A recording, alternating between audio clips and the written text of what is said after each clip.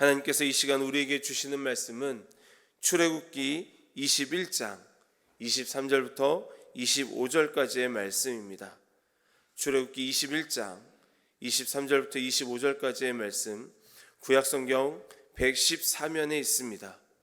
다 찾으셨으면 저 여러분들이 한 목소리로 함께 읽겠습니다. 그러나 다른 해가 있으면 갑되 생명은 생명으로, 눈은 눈으로, 이는 이로, 손은 손으로, 발은 발로, 된 것은 된 것으로, 상하게 한 것은 상함으로, 때린 것은 때림으로 갚을지니라. 아멘. 하나님께서는 이스라엘 백성들을 종되었던 애굽에서 인도해내시고 시내 광야에 머물러 있을 때 모세를 통해 십계명을 주시고 또한 세부적인 율법에 대해 가르쳐 주셨습니다.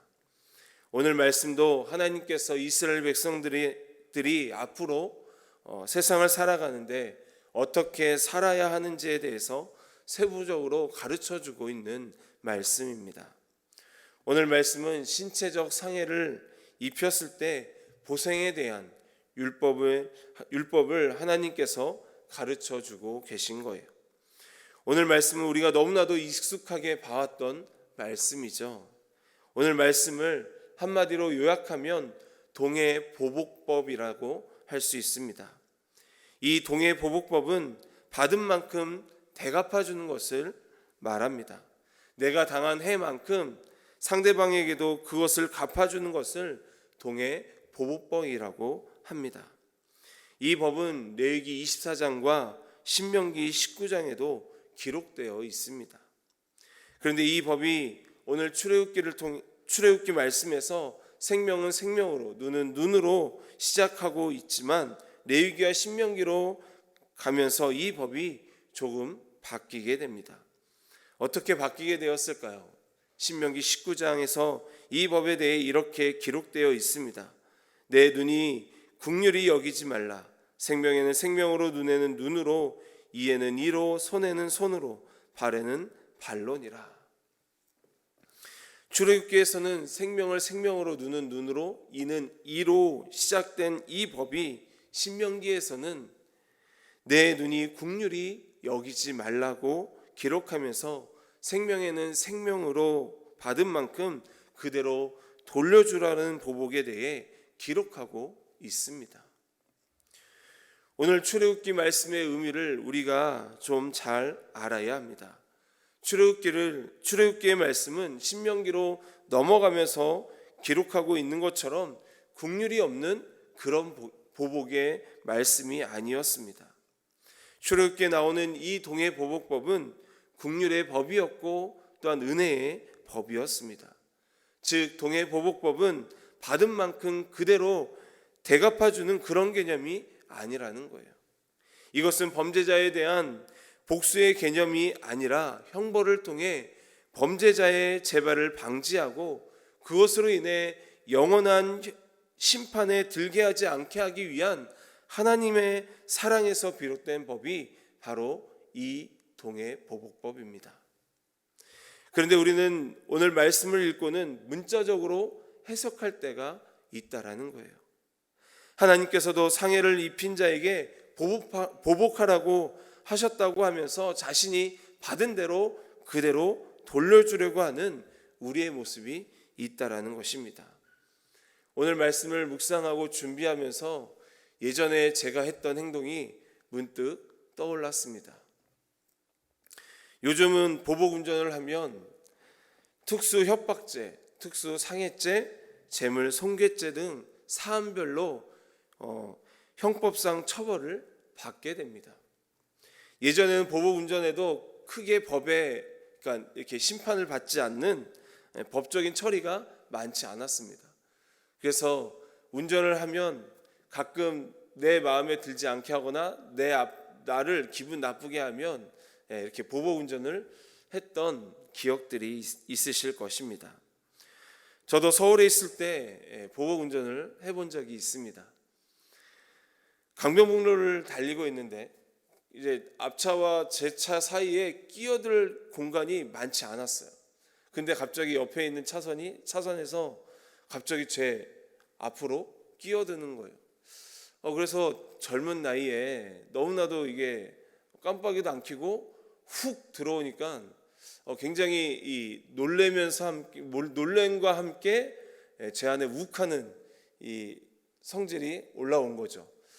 그래서 참지 못하고 그 차를 옆으로 피해서 다시 저도 끼어들기를 하고 그 차 앞에서 브레이크를 여러 번 밟아주고 그러면서 또 옆으로 빼서 그 차를 향해 X 같은 욕을 하고 그렇게 하면서 보복 운전을 했던 기억이 있습니다.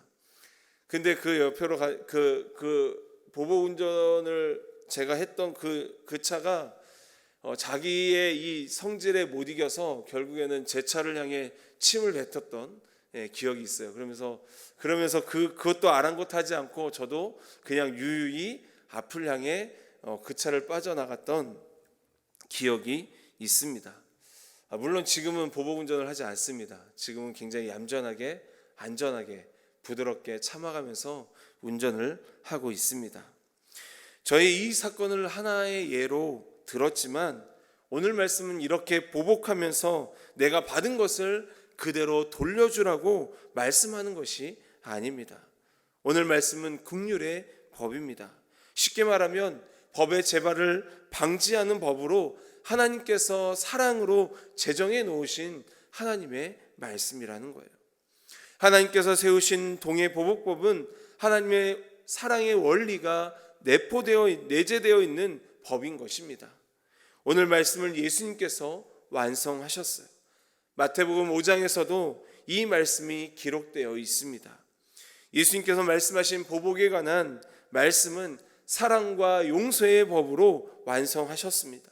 하나님께서는 동일한 형벌로 범죄자에게 벌을 가하는 것보다 용서와 사랑으로 대하여 주라고 말씀하셨습니다. 마태복음 5장 43절과 44절에 이렇게 기록하고 있습니다. 또 내 이웃을 사랑하고 내 원수를 미워하라 하였다는 것을 너희가 들었으나 나는 너희에게 이르노니 너희 원수를 사랑하며 너희를 박해한 자를 위하여 기도하라.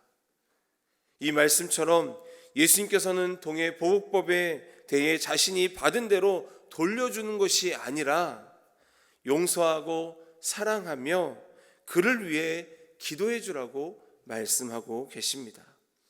오늘 이 시대를 살아가는 우리에게도 하나님께서는 말씀하십니다. 보복보다는 사랑과 용서하라. 여러분, 법은 우리가 마음 내키면 지키고 마음 내키지 않으면 지키지 않는 것이 법이 아닙니다. 법은 우리의 마음과 상관없이 지켜야 하는 거예요. 항상 지켜야 하는 것이 법이고 지키지 않았을 경우 범법자로 처벌받는 것이 법입니다. 하나님의 말씀도 마찬가지입니다. 하나님의 말씀에 순종하는 것이 내 마음에 내키면 순종하고 마음에 내키지 않으면 순종하지 않는 그런 것이 아니에요. 하나님의 말씀은 항상 순종해야 하는 하나님의 말씀입니다. 하나님께서 이스라엘 백성들에게 율법을 주신 것은 죄를 깨닫게 하기 위함이요 범법자로 살아가지 않게 하고 죄를 저질러 형벌을 받게 하지 않기 위해 주신 것입니다. 이것은 이스라엘 백성들에게만 주신 것이 아니라 오늘날 이 시대를 살아가는 우리에게도 동일하게 주신 하나님의 말씀입니다. 그러므로 우리는 오늘 말씀을 마음에 담고 보복보다는 사랑과 용서로 대해야 합니다. 오늘 하루도 우리는 수많은 문제들을 만나게 될 것이고 어떤 일로 인해 누군가에게 보복하고 싶은 마음이 들기도 할 것입니다. 그럴 때 우리의 마음을 잘 다스려서 하나님의 말씀을 기억하길 원합니다. 하나님의 사랑과 용서로 그들을 대할 수 있는 우리가 되길 원합니다. 하나님께서 제정하신 율법은 우리를 범죄자로 이끄는 설명서가 아니라 하나님의 사랑으로 구원받는 안내서와 같은 것입니다. 그러니 우리 모두 하나님께서 우리에게 주신 하나하나의 법규들 그리고 하나님의 말씀들을 우리의 삶에서 잘 실천하는 우리가 되길 바랍니다.